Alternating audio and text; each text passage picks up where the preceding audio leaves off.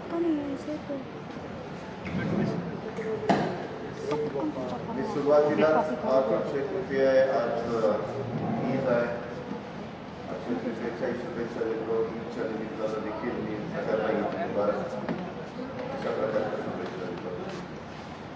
आज आपल्या सगळ्यांशी बोलण्याचं कारण म्हणजे दर आठवड्याच्या घडलेल्या प्रथेप्रमाणे आम्ही पुणे जिल्हा आणि पुणे शहराच्या कोविड व्यवस्थापनाच्या संदर्भामध्ये आढावा घेतली.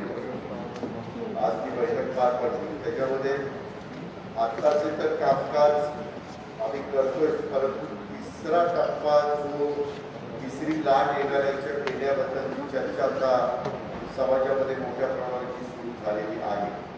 त्याचं नियोजन हे पण आम्ही सुरू केलेलं आहे. राज्यात अशा प्रकारच्या सूचना राज्याचे प्रमुख म्हणून मुख्यमंत्री महोदयांनी दिलेल्याच आहेत. मुख्यमंत्र्यांचा त्यांच्या स्तरावर इथं संपूर्ण राज्याचं नियोजन करण्याचं चाललेलं आहे. इथं पुणे विभाग कोल्हापूर, सातारा, सांगली, सोलापूर आणि पुणे या चारही जिल्ह्याच्या संदर्भात विभागीय आयुक्तांशी आम्ही लोकसंपर्कात असतो आणि तिथंही काम चाललेलं आहे. तशाच पद्धतीनं आपल्या दोन्ही शहरात आणि आपल्या 13 तालुक्यामध्ये आपण नियोजनाला सुरुवात केली. त्याच्यामध्ये निधीच्या करता काही केंद्र सरकार जे काही मदत करेल ती केंद्राची मदत, बाकीची राज्य सरकारची मदत, दोन्ही कॉर्पोरेशन असतील किंवा DPC जिल्हा नियोजन समिती असेल, CSR मधला निधी असेल, वेगवेगळ्या कंपन्या आता पुढे येत आहेत. कारण तिसरा जो टप्पा येईल त्याच्यामध्ये लहान मुलं त्या बाबतीमध्ये कदाचित त्यांना कोरोनाचं लागण झालेलं पाहायला मिळेल. असा सुतोवाच टास्क फोर्सवाले जे वैद्यकीय क्षेत्रातले माहितगार आहेत ते सगळेजण बोलून दाखवत आहेत आणि म्हणून ते नियोजन हे आपण सुरू केलेलं आहे. ही गोष्ट मला आपल्याला सगळ्यांच्या लक्षामध्ये आणली. ऑक्सिजनच्या बाबतीमध्ये देखील राज्य सरकारने 3000 मेट्रिक टनाचं टार्गेट ठेवलेलं आहे. आता आपल्या इथं साधारण 1200 मेट्रिक टनाच्या पर्यंतची आपली तयारी आहे, परंतु ते अजून 1800 वाढवायची. कारण तुम्ही पाहताय देशातल्या काही राज्यांच्या मध्ये अशा प्रकारच्या बातम्या येतात की त्या राज्यांचा उल्लेख करू इच्छित नाही, कारण नसताना त्यांच्या गैरसमजुती किंवा त्यांच्या दुःखावर कुठेतरी आम्ही काहीतरी चुकीचं करतोय अशा पद्धतीचं होईल. पण बऱ्याचशा ठिकाणी ऑक्सिजन कमी पडतोय म्हणून काही काही भागामध्ये आपलं राज्य सोडून इतर भागामध्ये काही पेशंट दगावत आहेत. म्हणून राज्य सरकारने नेमलेली टीम, आमचे सगळे अधिकारी, संबंधित सगळे मंत्री आणि स्वतः मुख्यमंत्री आम्ही सगळेजण मिळून याच्यामध्ये कुठलीही कमतरता भासू नये म्हणून रात्रंदिवस फार बारकाईनं लक्ष ठेवू नये. परंतु शेवटी मशिनरी असती, कधीतरी एखादा प्लांट बंद पडतो आणि मग त्याचा परिणाम बाकीच्या सप्लायवर त्या ठिकाणी होतो. ही भर दुसरीकडनं आपल्याला भरून काढावी लागते. आता कालच एक चॅनल दाखवत होतं, आता काही तासापुरताच ऑक्सिजन जळगावच्या परिसरामध्ये शिल्लक आहे, आता पारोळ्याला गाडी पोहोचलेली आहे, आता ते तासात ते गाडी पोहोचेल. अशा बातम्या त्या ठिकाणी येतात आणि मग त्या बातम्या आल्यानंतर नागरिक साहजिकच स्थानिक होतात किंवा काय चाललेलं आहे. परंतु या सगळ्याच्या संदर्भामध्ये जगातनं आता मोठ्या प्रमाणावर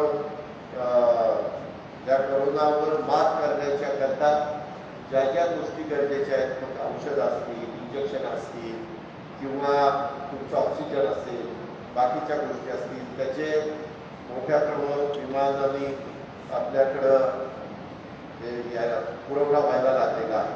तो पुरवठा होत असताना तो भारत सरकारकडे पुरवठा होतो आणि मग ते सगळ्या राज्यांना देतात. म्हणजे आमच्या जयंत पाटलांनी एक स्टेटमेंट केलेलं होतं किंवा जो आलेला पुरवठा नक्की किती आतापर्यंत आलेला आहे आणि कुठल्या कुठल्या राज्याला त्याच्यातला किती पुरवठा झालेला हे एकदा पारदर्शकपणे देशाला कळलं पाहिजे. साहजिकच जिथं पेशंटची संख्या जास्त असेल तिथं जास्त गेलं पाहिजे, जिथं पेशंट आटोक्यात जाईल तिथं त्या प्रमाणात गेलं पाहिजे. संख्येच्या प्रमाणामध्ये गेल्यानंतर कुणाचं काही गैरसमज राहण्याचा कारण राहत नाही. म्हणून त्याही प्रकारचा निश्चितपणे निर्णय केंद्र सरकारने तिथं घेतला पाहिजे. दुसरी गोष्ट, मला आज गणेश विटकरांनी एक पत्र दिलं सभागृहाने की बाबा आम्हाला ग्लोबल टेंडर काढायला परवानगी द्या. मी आपल्याला स्पष्टपणे सांगतो, महानगरपालिकेला ग्लोबल टेंडर काढायची परवानगी राज्य सरकारची लागत असते. मी नगरविकास खात्याच्या नंबर 1च्या सचिवाशी बोललो, गंगाणीशी, महेश पाठकशी बोललो. मुंबई महानगरपालिकेने त्यांच्या स्तरावर निर्णय घेतलेला.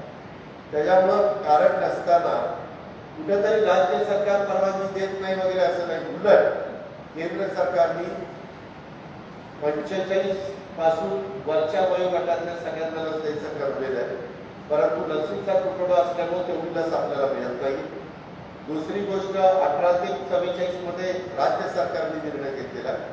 त्या व्यतिरिक्त आता काही खाजगी कंपन्यांना, खाजगी हॉस्पिटलला, खाजगी उद्योगधंद्या म्हणजे उद्योगपतींना पण लस त्यांच्या लोकांच्या करता द्यायला सुरुवात झालेली आहे. आता होणारी तयार लस 50% केंद्र सरकार, राहिलेल्या 50%मध्ये देशातली राज्य आणि खाजगी अशा पद्धतीचं आहे. मुंबईमध्ये काही काही ठिकाणी खाजगी लस द्यायला सुरुवात झालेली आहे, पण त्यांचा रेट वेगळा आहे, जास्त दराने. ते ठराविक लोकांना परवडत असेल, पण सर्वसामान्य माणसांचा पण हक्क लस मिळण्याचा आहे. म्हणून आपण पहिल्यांदा 1 मे पासून साधारण 18 ते 44 वयोगटाला लस सुरू केली होती. पण लसीचा पुरवठा कमी होतोय आणि पहिल्या टप्प्यामध्ये 45च्या पुढच्या लोकांना लसीचा पहिला डोस जो झाला, तो डोस होऊन आता दुसऱ्या डोसची वेळ आलेली आहे. म्हणून आम्ही निर्णय असा घेतला की तात्पुरते 18 ते 44 वयोगटातले लसीकरण थोडंसं थांबवायचं आणि केंद्राची लस जी कमी पडली ती राज्याने घेतलेली लस त्याच्यात ऍड करायची आणि पहिला डोस ज्यांनी घेतलाय त्यांना दुसरा डोस देऊन तो विषय सगळा क्लिअर करून टाकायचा. अशा मुख्यमंत्र्यांच्या सरकारच्या सूचना असल्यामुळे यंत्रणा तशा प्रकारची कामाला लागली. काही बाबतीमध्ये आता सोसायटीमध्ये द्या, सुविधा द्या, आमच्याकडं लसीकरणाचं केंद्र सुरू करा, अशा मागण्या येतात. पण सौरवराव आयुक्त आणि कलेक्टर राजेश देशमुख यांना सांगून भारत बायोटेकने आपल्या जिल्ह्यामध्ये 20 एकर जमीन मागितली, म्हणजे 11.8 म्हणजे 11.22 आणि 5.5 जवळपास 27-28 एकर मागितलेली जमीन आहे. ती जमीन देण्याच्या बद्दलच्या ताबडतोब सूचना आपण आयुक्तांना आणि जिल्हाधिकाऱ्यांना दिल्या. काल दोघांनी जाऊन पाहणी केलेली. भारत बायोटेकची मशिनरी आलेली, त्यांची लस आपल्या पुण्यामध्ये तयार करायचा त्यांचा प्रयत्न आहे. त्याला कदाचित 3 महिने लागतील, पण माझं म्हणणं 3 महिने लागू किंवा त्याच्यापेक्षा कमी दिवस लागण्याचा आमचा प्रयत्न आहे. त्यांना लागणारी लाईट, त्यांना लागणाऱ्या तिथल्या सुविधा या आम्ही ताबडतोब लक्ष घालून त्या क्लिअर करायला सांगितलेले आहे. तशा प्रकारचं अतिशय व्यवस्थितपणे नियोजन हे राज्य सरकारच्या वतीनं प्रशासनातल्या अधिकारी वर्गाने घेतलेलं आहे आणि ती लस सुरू झाल्यानंतर त्याचाही आपल्याला बेनिफिट मिळेल. आम्ही थोडंसं त्यांना सौरवरावांना सांगितलं की त्यांच्याशी बोला आणि होणारी लस निम्मी केंद्राला तुम्हाला द्यावीच लागेल, पण राहिलेली निम्मी लस तुम्ही महाराष्ट्र सरकारला देण्याच्या बद्दलचं आम्हाला मदत करा, म्हणजे त्याचा फायदा आपल्या नागरिकांना होईल. आणि त्याच्यातून आता एक गोष्ट पुढे आलेली आहे, लसीचं उत्पादन क्षमता ही सिरमची आणि भारत बायोटेकची पण मर्यादित आहे, ते पण वाढवत आहे. आता साधारण बातम्या यायला लागलेल्या आहेत की 10 कोटीपर्यंत तरी लस मिळेल अशा प्रकारचं सिरमनी नियोजन केलेलं आहे. 7-7.5 5-7 कोटीपर्यंत भारत बायोटेकने नियोजन केलेलं आहे. आता देशातल्या तमाम नागरिकांना नितांत लसीची गरज आहे, कारण जगात जिथं जिथं राष्ट्रांनी लसीकरण केलंय तिथं तिथं हा आजार आटोक्यात आलेला आहे. आपण 18च्या पुढे विचार करत होतो, पण आता लहान मुलांच्या करता पण लसीकरण द्यावं अशा प्रकारचं काही प्रपोजल पुढे आलेली आहेत. काहींना त्याच्याबद्दल लस तयार करायला परवानग्या देखील दिलेल्या काही राष्ट्र या लहान वयोगटातल्या मुलांना लसीकरण देण्याच्या बद्दलचा पुढाकार घेतात. तो यशस्वी झाल्यानंतर आपल्याला पण आपल्याला एकदम तरुण मुलांना, लहान मुलांना मुलींना लसीकरणाचा कार्यक्रम त्या ठिकाणी भारत सरकारला घ्यावा लागेल, राज्य सरकारांना पण सगळ्यांना घ्यावा लागेल.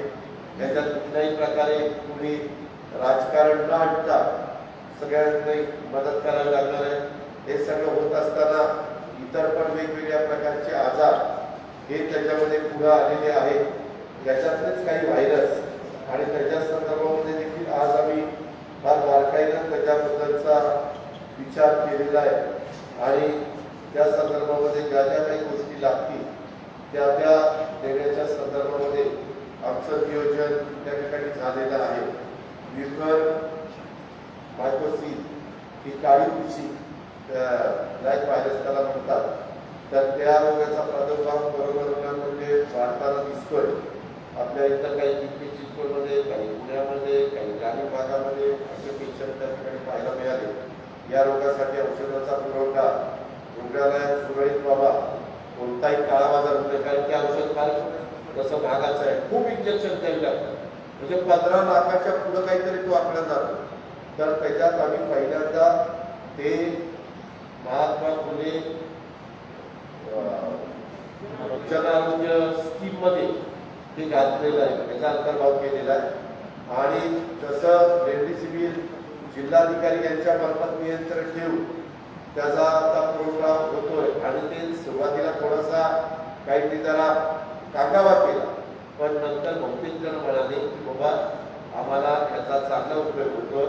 आणि राज्य सरकारला आणि आमच्या प्रशासनाला पण कळालं की नक्की कुठल्या हॉस्पिटलमध्ये किती बेड. काही वेळेस आम्हाला बेडच दाखवत नव्हते. आता रेमडेसिवीर औषधं पाहिजे म्हणल्यावर त्यांना बेड, ऑक्सिजनचे बेड किती आहेत, व्हेंटिलेटरचे बेड किती आहेत आणि ICU बेड किती आहेत आणि रेग्युलर बेड किती आहेत हे सगळं सांगावं लागतं. त्याच्यामुळं त्याही पद्धतीनं आपल्याला उद्याच्याला ती औषधं कमी पडू नये म्हणून मी सोमवारी पण मुंबईमध्ये जाऊन त्याच्याबद्दलची मीटिंग घेऊन आता जसं रेमडेसिवीरचं एका कंपनीनं वर्ध्यामध्ये प्रोडक्शन सुरू केलं, ते प्रोडक्शन सुरू झालं. विदर्भामध्ये परवाच गडकरी साहेबांचा मला कालच फोन आला होता की अजित आता आम्हाला जे काही पाहिजे त्याच्यात पुरवठा सुरू झालेला आहे. ॲडिशनलचा पाहिजे असेल तर राज्याला पण तिथं घेता येईल. तिला सीताराम कुंटे चीफ सेक्रेटरीला सांगून त्याच्याशी बोलायला लावलं आणि त्यांचं 30,000चं काहीतरी उत्पादन क्षमता आहे पर डे. त्याच्यामुळं माग रेमडेसिवीरची जेवढी पुरवठ पाहायला मिळत होती तेवढी आता पाहायला मिळत नाही. तर आठवड्याचा आढावा घेता या आठवड्यामध्ये थोडंसं पॉझिटिव्हची पण संख्या कमी झालेली आहे, डिस्चार्जची संख्या चांगली आहे आणि त्याच्यापेक्षा पॉझिटिव्ह कमी आहे. त्याच्यामुळं बेड पण उपलब्धता आता होती आहे. असे साधारण थोडासा ग्रामीण भागात तेवढी परिस्थिती नाही, पण पुणे आणि पिंपरी चिंचवड शहरामध्ये तशा प्रकारची परिस्थिती आपल्याला पाहायला मिळालेली आहे. आणि आपण तिसऱ्या लाटेचं संकट लक्षामध्ये घेता पुणे शहराचा विचार करता, पिंपरी चिंचवडचा ग्रामीण भागाचा विचार करता, वेगवेगळ्या भागामध्ये तशा प्रकारची मुलांच्या करताची सोय इतर त्या हॉस्पिटलमध्ये राहणार. जसं राजीव गांधी हॉस्पिटल आपलं आहे तशी आपण केलेली आहे. आपण सगळ्या बालरोग तज्ज्ञांची पण VC-द्वारे मीटिंग घेतोय, त्यांनाही विश्वासात आपण घेतोय. आणि जे महत्वाचे आपले हॉस्पिटल्स आहेत म्हणजे ससून आणि नायडू YCA वगैरे इथं तर आपण करतोच, परंतु रुडी असेल, दीनानाथ मंगेशकर असेल, जहांगीर असेल, भारती असेल, DY पाटलांचा असेल किंवा सिम्बॉसिसचा असेल, कराडांचा असेल, त्या सगळ्यामध्ये देखील लहान मुलांच्या करताचे बेड हे तुम्ही त्या बाबतीमध्ये ठेवले पाहिजे. अशाही प्रकारच्या सूचना या सगळ्या हॉस्पिटलला दिल्या गेलेल्या आहेत. त्याच्यामुळं पुढं लहान लागल्यानंतर बिल न खाता आपल्याला आता या जो काय आतापर्यंतचा अनुभव आला गेल्या 6 वर्षातला त्या सगळ्याचा विचार करून राज्य सरकारने आणि आपल्या पुणे जिल्ह्याच्या प्रशासनाने ही भूमिका घेतलेली आहे. त्याच्यामध्ये आपण तिसऱ्या लाटेमध्ये लहान मुलांचा संसर्ग वाढवण्याची शक्यता असल्यामुळं बालरोग तज्ञ यांचा एक टास्क फोर्स देखील स्थापन केलेला आहे. बालरोग तज्ञांच्याद्वारे लहान मुलांच्या उपचाराबाबत विशेष मार्गदर्शन करणं किंवा लहान मुलांना तो आजार मिळवल्यानंतर त्यांच्या पालकांनी काय काळजी घ्यायची त्याच्याही बद्दल पालकांना पण आम्ही मार्गदर्शन त्या ठिकाणी करणार त्यांना माहिती देणार. त्याच्यामध्ये मीडियाचा वापर करून त्या सोशल मीडियाचा आणि प्रिंट आणि इलेक्ट्रॉनिक मीडियाचा पण मदत घेणार आणि प्रतिबंधात्मक औषधाबाबत पण त्यांना माहिती कुठली काळजी घेतली पाहिजे. मी आज एक विचारलं तज्ञांना किंवा जसा रेग्युलर जो कोरोना होतो त्या कोरोनाच्या जवळच्या पेशंटकडे गेलं तर इतरांना लगेच ते बाधित करतं. तसं आज जो ब्युटियर मायकोसिस आजार आहे त्याच्यामध्ये कसं आहे का ते म्हणजे नाही तो संसर्गजन्य नाही असे त्यांनी म्हणून दाखवलं. आणि त्या बालरुग्णांसाठी आवश्यक इन्फ्रास्ट्रक्चर वैद्यकीय साहित्य उपलब्ध करणे याबद्दलची पण पूर्वतयारी ही आपण करायला सुरुवात केलेली आहे. आपल्या इथं तसं बघितलं तर पुणे विभागामध्ये लसीकरण चांगलं झालेलं आहे. जवळपास आपण 24,91,267 नागरिकांना लस दिलेली आहे आणि आज पण आपल्याकडं लस आहेत. राज्यात कोल्हापूर, पुणे, सांगली, सातारा हे विभाग अग्रेसर लसीकरणाच्या बाबतीमध्ये कारण सगळ्यांनाच ते मिळालं पाहिजे याबद्दल तुम्हाला असायचं काही कारण नाही. रेमडेसिवीर इंजेक्शनचा पुरवठा पण व्यवस्थितपणे आहे. अग्निशामक यंत्रणा आपण ऑडिट करून घेतलं. अग्निशामक यंत्रणेचं ऑडिट करून घेतलं आपण. त्याच्यामध्ये दुसरे ऑडिट इलेक्ट्रिकल ऑडिट पण आपण त्या ठिकाणी करून घेतोय. त्याच्यामध्ये सुहास डिव्हिजनच्या ऑडिटची जबाबदारी दिलेली आहे. काही ठिकाणी ऑडिट करत असताना काही हॉस्पिटल आतमध्ये आपल्या टीमला जाऊन दिलं नाही. आज आम्ही पोलिसांना सांगितलं असं जर कुठे हॉस्पिटल करत असेल तर ॲक्शन घ्यायची. अजिबात मुलांच्या त्या ठिकाणी देऊ नका. आणि माझी सगळ्या हॉस्पिटलला पण विनंती की त्याच्यात ऑडिट हॉस्पिटलचं होतं आहे त्याच्यात चुकीचं काय आपण त्याच्यामध्ये परवानगी त्या ठिकाणी दिलीच पाहिजे असं माझं स्पष्ट मत आहे. अशा प्रकारचं आपलं सगळं कामकाज चाललेलं आहे. उन्हाळ्याचं पारंपरिक आपण तुमच्याशी बोलतो. ऑक्सिजन जनरेशन प्लांटच्या बद्दल पण आमचं नियोजन चाललेलं आहे. ऑलरेडी 2 प्लांट पुणे मनपाच्या हाती कंट्रोल चिंचवडमध्ये सुरू झालेले आहेत. साधारण 44 प्लांट आपले प्रस्तावित आहेत.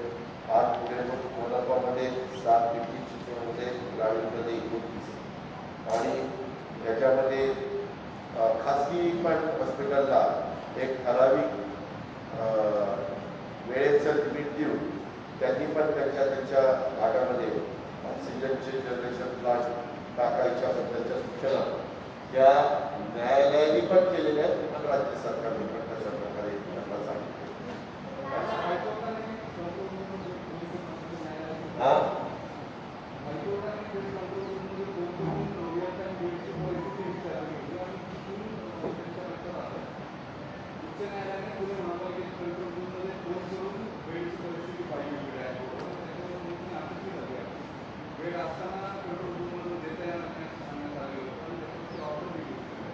बरोबर आहे. उच्च न्यायालयाने त्याच्या संदर्भामध्ये सांगितलं. मी आज महापौरांशी पण बोललो आणि आयुक्तांशी पण बोललो. एखाद्या धोरणांची अशा पद्धतीने करू नका कारण थोडंसं न्याय व्यवस्थेने त्याबद्दल थोडं नाराजी व्यक्त केली असं करता कामा नये.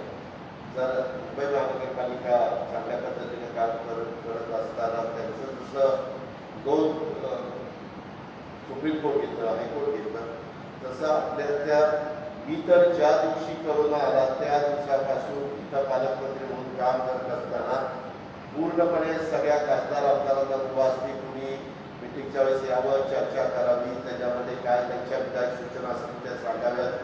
कुठेही त्याच्यामध्ये राजकारण येऊन गेलेलं नाही. निधी देत असताना किंवा निर्णय घेत असताना एकमेकावर टोलवाटोली करून उपयोग नाही. तो माणसाचा जीव महत्वाचा आहे असं माझं स्वतःचं मत आहे. आणि तशाच पद्धतीनं आजपर्यंत मी वागतो.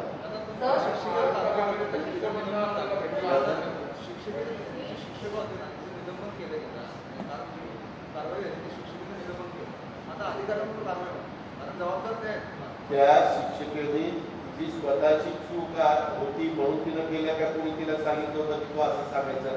तिला जर कोणी सांगितलं असेल तर सांगितलेल्यावर पण कारवाई झाली पाहिजे. काय आपण ज्यावेळेस एखाद्यावर जबाबदारी देतो त्यावेळेस तेवढ्या तासाकरता त्यांनी तितक्याच तत्परतेने त्या जबाबदारीचं पालन केलं पाहिजे. आता जर प्रथम दर्शनी त्या शिक्षिकेने चूक केली हे दिसते त्याच्यामध्ये त्यांच्यावर कारवाई केली. तसं चौकशीमध्ये त्यांच्या वरिष्ठांचं पण चूक असेल तर आम्ही त्यांच्यावर कारवाई करू.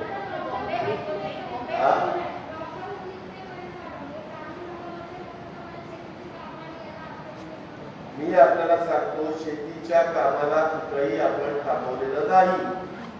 शेतीची अवजारं, शेतीची बी बियाणं, शेतीची औषधं त्या सगळ्याच्या संदर्भामध्ये दुकानाला उघडी ठेवायला परवानग्या दिलेल्या आहेत. कारण 7 तारखेला मुक्त नक्षत्र निघणार, 15 दिन 3 आठवडेच बाकी आहे. त्याच्यामुळे आम्हालाही माहिती आहे की मी खरीपाची पण आढावा बैठक घेतली. त्याच्यामध्ये खताची उपलब्धता, बियाण्याची उपलब्धता, बाकीचे जे काही त्यांची गरज असेल त्या सगळ्याची उपलब्धता लोकप्रतिनिधींच्या केलेल्या सूचना या लक्षामध्ये घेता आम्ही व्यवस्थितपणे नियोजन जिल्ह्यामध्ये पण केलेले आहे, राज्यामध्ये पण केलेले आहे. पीक कर्जाच्या बद्दल जिल्हा बँक, राष्ट्रीयकृत बँका यांनाही सूचना दिलेल्या आहेत. आता तर आम्ही 0% व्याजाने पीक कर्ज या सगळ्या वर्गाच्या करता देतोय. तो निर्णय यंदाच्या बजेटच्या निमित्तानं आम्ही जाहीर केलेला आहे. त्याच्यावर तिथं त्या कामाला अजिबात विरोध बंधन नाहीये, ते थांबवलेलं नाहीये. पण नियमावलीचे तंतोतंत पालन करू.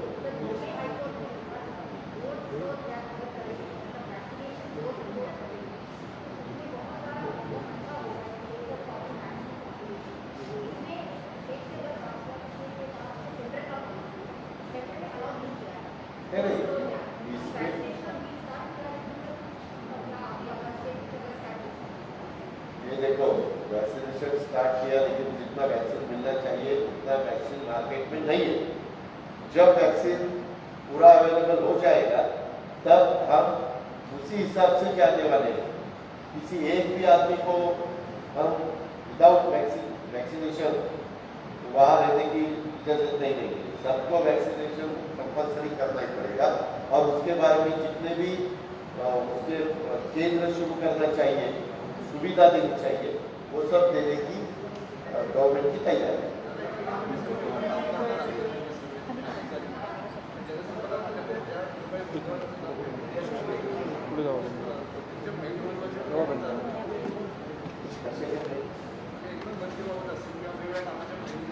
प्रशासनाचं कामकाज सरकार जे पुढे चालवत असतं त्यांनी ते प्रशासनाचं काम बघावं. त्याच्यात बाकीच्यातील पण जास्त काही चर्चा त्या ठिकाणी करू नये. हा सर्वस्वी त्यांचा अधिकार असतो. पाठीमागच्याही 5 वर्षाच्या काळामध्ये जर तुम्हाला मी रेकॉर्ड दाखवलं तर त्यावेळेस पण राज्याचे प्रमुख म्हणून त्यावेळेच्या मुख्यमंत्र्यांनी त्यांना योग्य वाटेल तशाच पद्धतीचे निर्णय त्या ठिकाणी घेतलेले. कारण लोकांनी निवडून दिलेलं ते सरकार असतं. आज आमच्या दृष्टीने महत्त्वाचा विषय हा करोनाचा आहे. त्याच्यामुळे आम्ही आपण करोनाचं संकट दूर होण्याच्या करता देतो. त्याच्यातनं नवीन काही गोष्टी येत आहेत. जसे काही आजाराचा उल्लेख केला, असे प्रकारचे आजार घेऊन त्याच्यातनं माणसाचे डोळे जात आहेत, माणसाचा आकार जमला जातोय, मेंदूपर्यंत ते जात आहे, त्याच्यातनं त्यांचा जीव जातोय. अशा सगळ्या गोष्टी आहेत. तर ह्या होऊ नये म्हणून खबरदारी. आता तुम्ही बघितलं भारतामध्ये काही ठिकाणी डेड बॉडीज रिव्हरमध्ये म्हणजे नदीमध्ये सापडल्या. आपण वास्तविक कुठंच भारतामध्ये तसं होता कामा नये. प्रत्येकाचे नीटपणे आरोग्याची काळजी त्या राज्याची आणि प्रमुख म्हणून भारत सरकारने घेतली पाहिजे.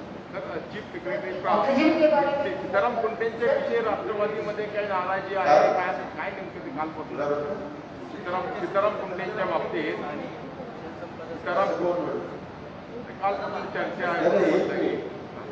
नाराजी वगैरे कुणाच्या बद्दल असलं तर मी स्पष्टपणे त्यांच्या तोंडावर 30 वर्ष सरकारमध्ये काम करतो.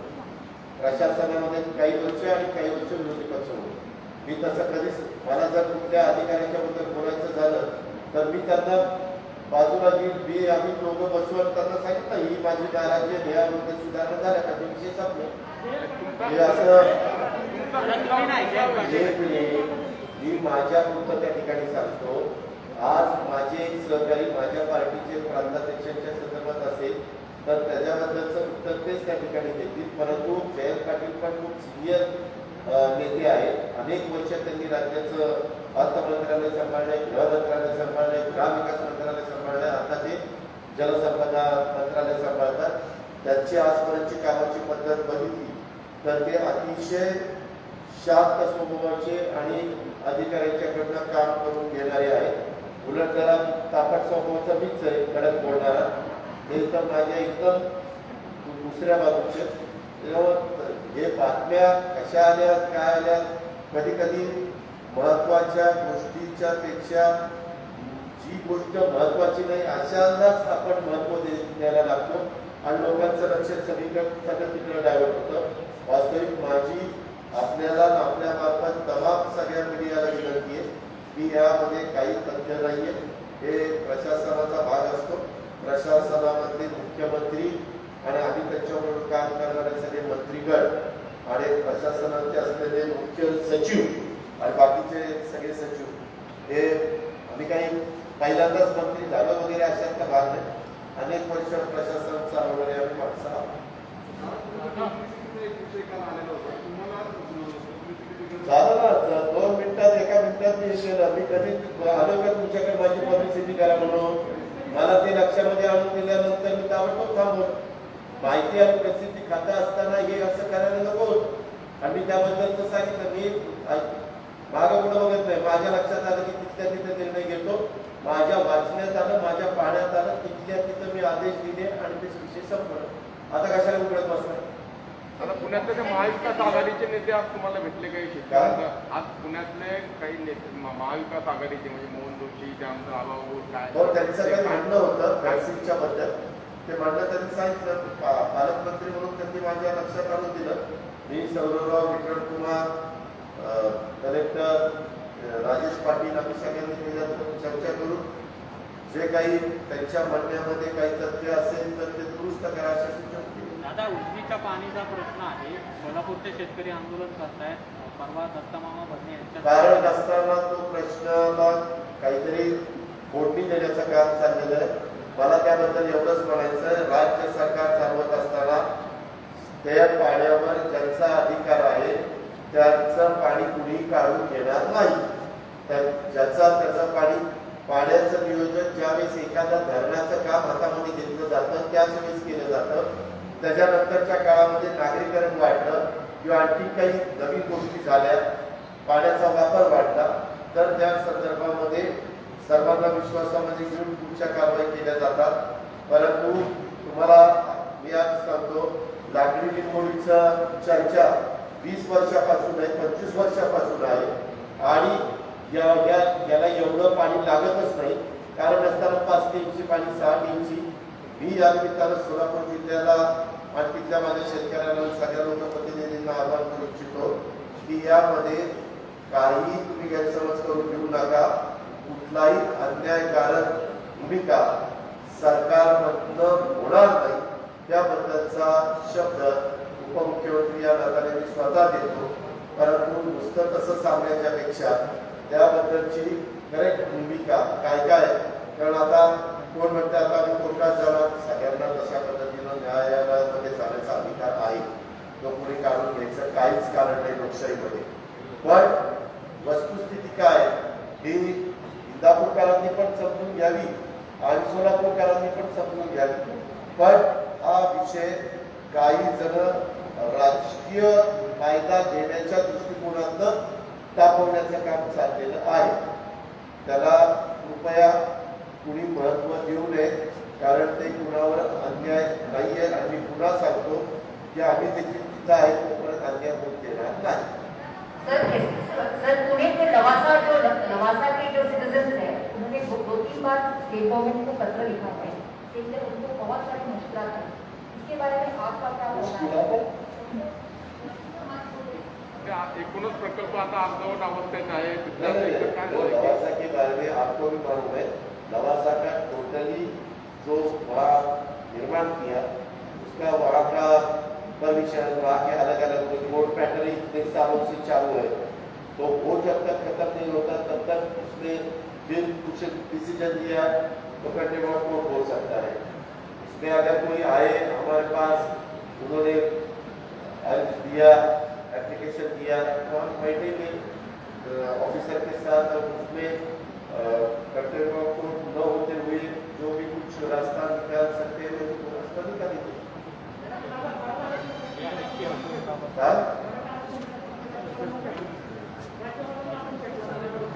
राज्यपालांना भेटतो त्यांनी सांगितलं की बाबा हा अधिकार नव्हता आणि ज्या रिकॉर्शन वगैरे दिलं होतं त्याच्याबद्दल त्यांनी काय सुचवत केला की ऑर्डरच आलेली आहे। ती ऑर्डर आल्यानंतर आम्हाला केंद्र सरकारकडं आणि राष्ट्रपतींकडे जायला सांगितलेलं आहे। अशा पद्धतीनं जर काही करायचं असेल तर बायकोग्लास आयोग जो असतो केंद्राचा त्यांच्या मार्फत त्या ठिकाणी करायचं असतं। म्हणून आम्ही राज्यपाल हे राज्य सरकार आणि भारत सरकार यांच्यामधलं एक महत्वाची व्यक्ती म्हणून काम करत असतात। त्याच्याकरता आम्ही त्यांना निवेदन दिलं की त्या निवेदनाच्या स्वरूपामध्ये आमच्या राज्याचे प्रमुख या नात्याने त्यांनी स्वतः मीडियाला काय सांगायचं ते सांगितलं।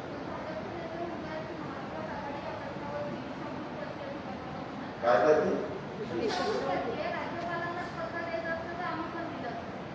तुम्ही सरकारमध्ये नाही ना, तुम्ही पत्र देऊन काय करणार? सरकारमध्ये जे आहे त्यांना तो अधिकार आहे। आम्ही त्याच्यामध्ये वेळ पडली तर 1 दिवसाचं अधिवेशन किंवा त्याच्या जुलैला 5 तारखेला अधिवेशन आहे त्याच्या खराब करणं वगैरे, मग यांना पत्र द्यायला कोणी थांबवलेलं आहे? त्यांनी जाऊन पत्र द्यावं। आज राज्याचे प्रमुख आम्ही सगळे, काँग्रेसचे अध्यक्ष, शिवसेनेचे प्रमुख, पार्टीचे शिवसेना प्रमुख, तसंच राष्ट्रवादीचे प्रमुख, हे सगळ्यांनी जाऊन सगळ्यांनी त्या पद्धतीनं तिथं ते पत्र दिलं, चर्चा केली। एकनाथराव शिंदे, जयंत पाटील, बाळासाहेब थोरात, नाना पटोले, मी, अशोकराव चव्हाण, स्वतः मुख्यमंत्री दिलीप वळसे पाटील, सगळेजण आले होते। राज्यपालांना त्या 12 आमदारांची त्याची आठवण नाही, त्या दिवशी नाही आठवण केली। म्हटलं आज त्याला वेगळा विषय आहे तर त्या विषय नको, वेगळी वेळ घेऊन जाऊ, खास 12 लोकांच्या काळ।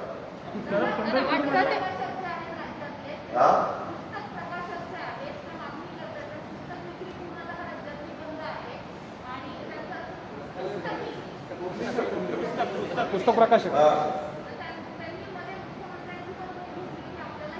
पुढे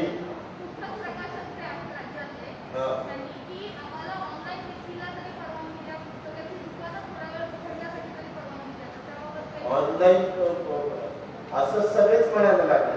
मग ऑनलाईन करायचं म्हटलं आणि अशी थोड्या करता परवानगी द्यायची म्हटलं तर पुन्हा करोना मागे लागेल जरा समजून घेऊ। आम्हालाही बरं वाटत नाही लॉकडाऊन करायला वगैरे, आम्हालाही वाईट वाटतं, पण आता लॉकडाऊन तुम्ही सेंट्रल गव्हर्नमेंटच्या एका अधिकाऱ्यांनी काय स्टेटमेंट केलं याची मला आता फिल्म दाखवली। ते म्हणले की राज्य सरकारच्या आधी पुणे प्रशासनाने हा निर्णय घेतला म्हणून पुण्याचं कोरोनाचं पॉझिटिव्हचं प्रमाण कमी आलेलं आहे हे अजित पवार म्हणत नाही, जे भारत सरकार आहे त्या भारत सरकारमधला एक अधिकारी तिथं स्टेटमेंट करतो। त्यावेळेस करताना किती आम्हाला त्रास झाला, किती कुणाची नाराजी सहन करावी लागली ते आम्हाला माहिती। अजून कडक करावं लागणार कारण आता सकाळचा जो वेळ दिलाय त्याच्यात काय अण्णा बनसोडे पोलीस यंत्रणेच काम करेल। काय झाला काय नाही तर तपासाचा भाग आहे तो, तपास केला जाईल। कुणाची चूक असेल तर त्याच्या संदर्भात पुढची कारवाई, चूक नसेल तर बरोबर।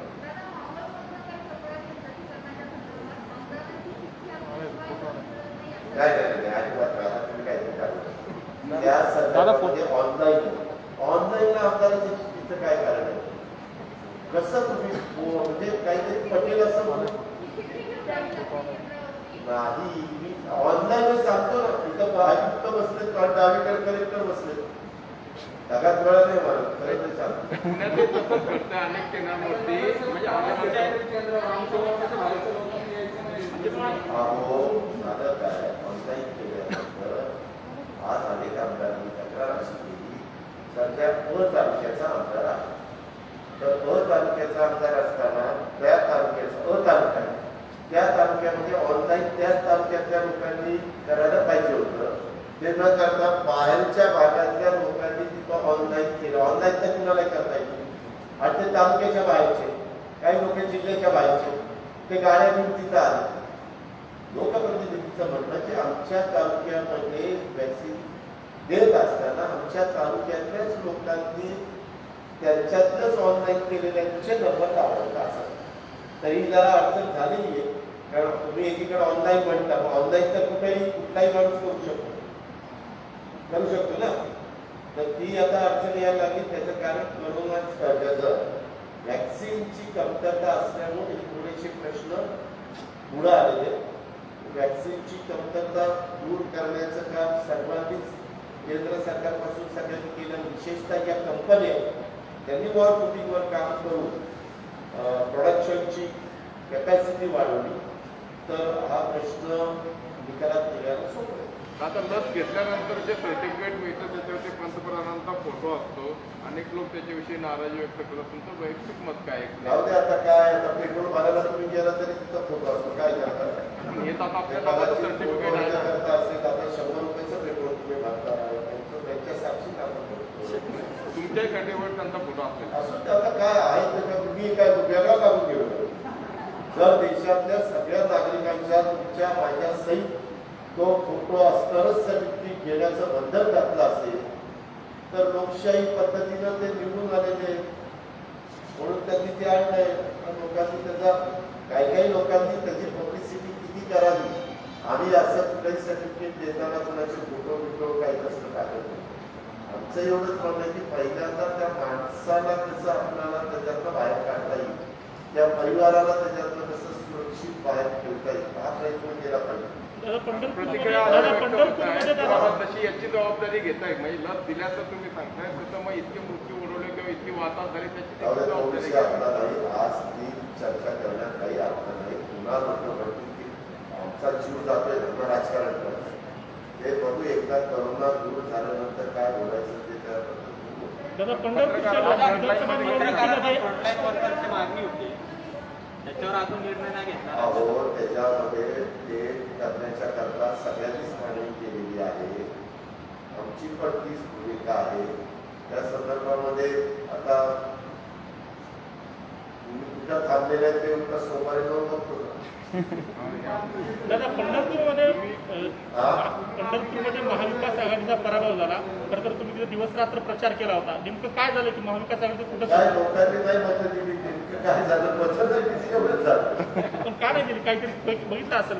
आता का नाही दिली? पाठीमागच्या काळामध्ये परिचारक उभे होते, अवताडे उभे होते, अवताडे अपक्ष होते, परिचारक भाजपचे होते. भाजपने बरोबर जो पराभूत अपक्ष झाला त्याला तिकीट दिलं, त्याच्यावर त्याला मानणारी मतं आणि त्या परिचारकांची भाजपची मतं अशी एकत्र करण्याचा प्रयत्न केला. आम्ही देखील मागच्या वेळेसपेक्षा भारतीयांच्या पेक्षा जास्त मतं घेतली. आम्ही 5 उंचत आलो, परंतु शेवटच्या 2 दिवसामध्ये जो चमत्कार झाला त्या चमत्काराला आम्ही कमी पडतो म्हणून ते निवडून आलो. 18 ते 44 साली रसिक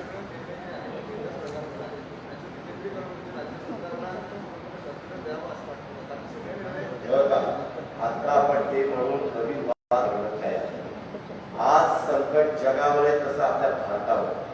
आज भारतामध्ये म्हणजे आपलं एवढं बाहेर कशी आपली बदनामी झालेली आहे ती आपण बघतोय. त्याच्यामुळेच एक विमानाच्या विरोधात कार्गो सगळे आपल्याकडे त्या ठिकाणी यायला लागले. आता ही येत असताना कोणी ज्यावेळेस देशावर संकट येतं, हे देशावरचं संकट, त्यावेळेस अशा प्रकारचे काही गोष्टी मनामध्ये घेऊन चालत नाही.